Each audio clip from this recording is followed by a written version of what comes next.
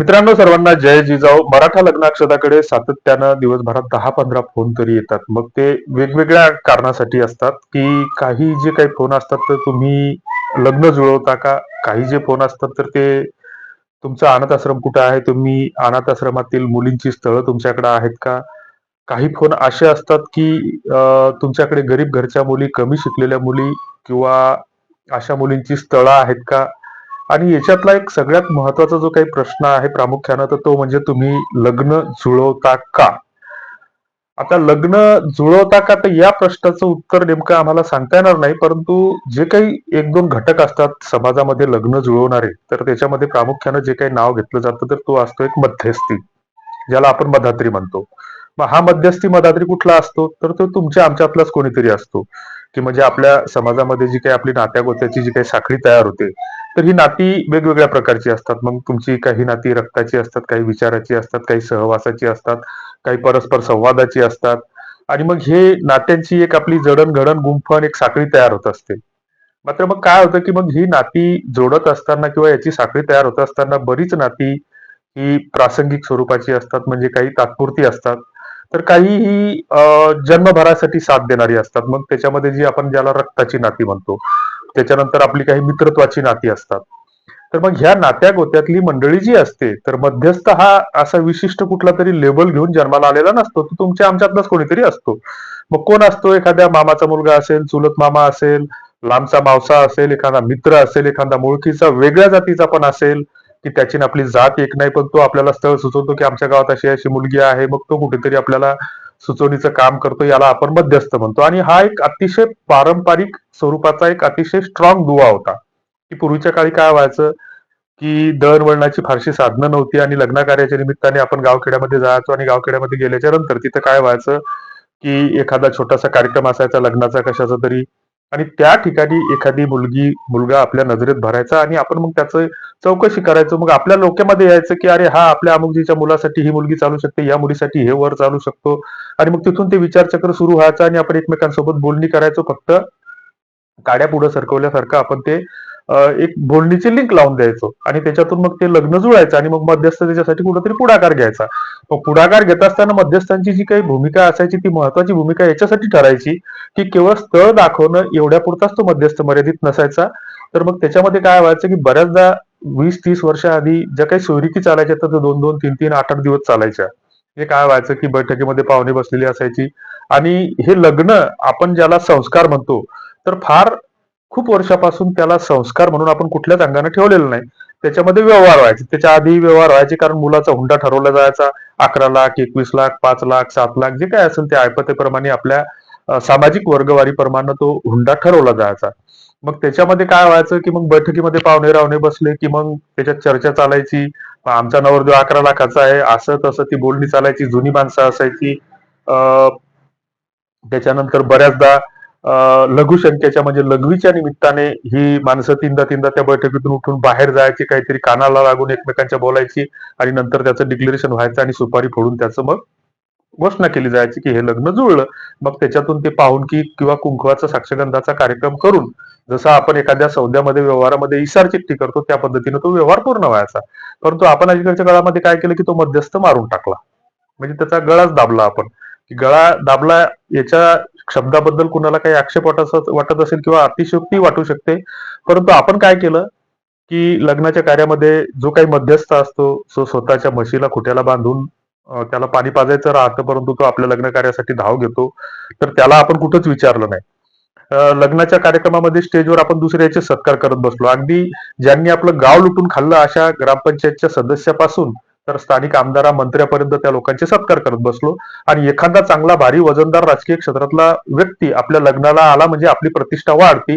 हा सगळ्यात मोठा गैरसमज अलीकडच्या काळामध्ये आपण समाजाने करून ठेवलेला आहे, की आपल्या कुटुंबातील एखादा करता मुलगा फाशी घेऊन मरतो आणि त्याचा आपण तिथं उत्सव म्हणजे बाजार भरवतो कुठं, स्मशानात सावडण्याच्या दिवशी, की कर्तृत्ववान गुणवान, अरे तो फाशी घेऊन गेला.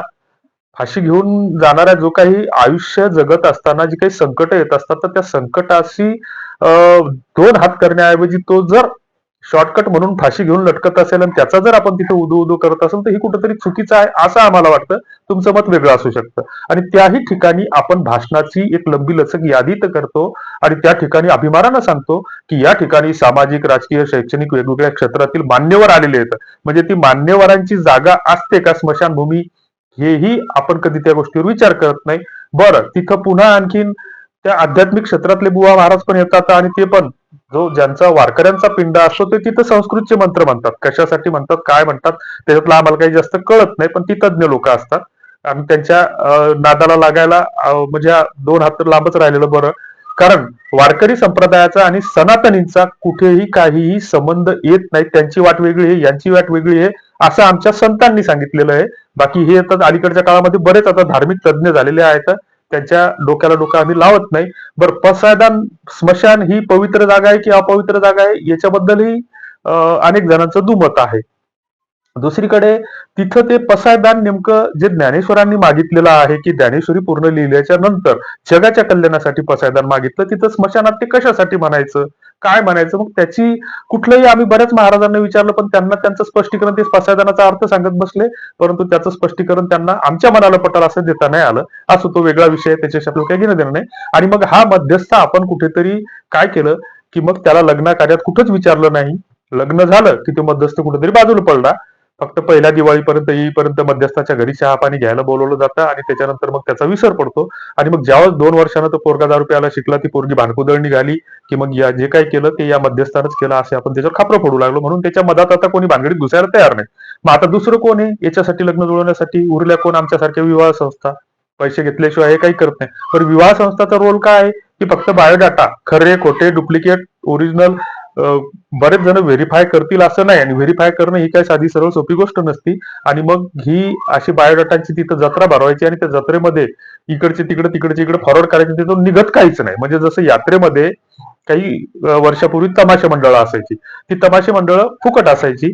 आणि मग आमच्यासारखी जी काही फुकटी लोक असायची तर ती काय करायची की या तमाशात जरसक, त्या तमाशात जरसक, त्या तमाशात जरसक, शेवटपर्यंत कुठलाच तमाशा पाहायचा नाही.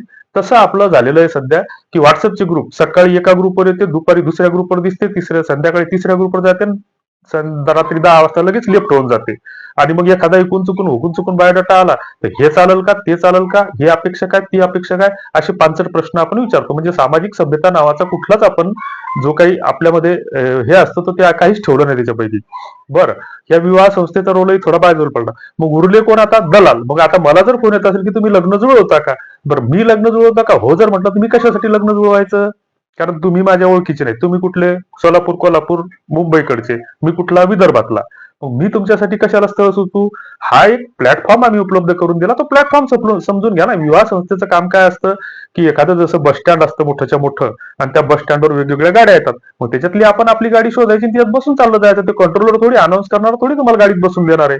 तसं हे लग्नाचं हे एक प्लॅटफॉर्म आहे की जर समजा लग्न जुळत असताना मी जर लोणार तालुक्यातील असेल, बुलढाणा जिल्ह्यातील असेल, आणि माझ्या शेजारी वाशिम जिल्हा आहे, त्याच्या बाजूने जालना जिल्हा आहे, त्याच्या बाजूने हिंगोली जिल्हा आहे. आता या 4 जिल्ह्याच्या सीमेवरती लोणार तालुका आहे, जे सरोवराचं गाव आहे ते.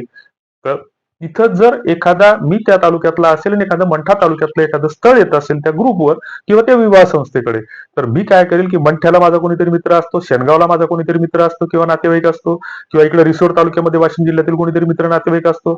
मग मी त्याला फोन लावेल की यार दादा, ते असं असं तुमच्या गावाच्या शेजारी एक आखणी नावाचं गाव आहे, तर त्या गावातली एक मुलगी पाहिली होती यार. ते म्हटलं की मला माझा तिकडे काही संबंध नाही, पण तिथं माझा एक मित्र आहे, त्या मित्राला मी फोन लावून बघतो. मग तो मित्र त्याच्याशी फोन करेल, असं तसं ही एक परिपूर्ण अशी साखळी तयार होईल.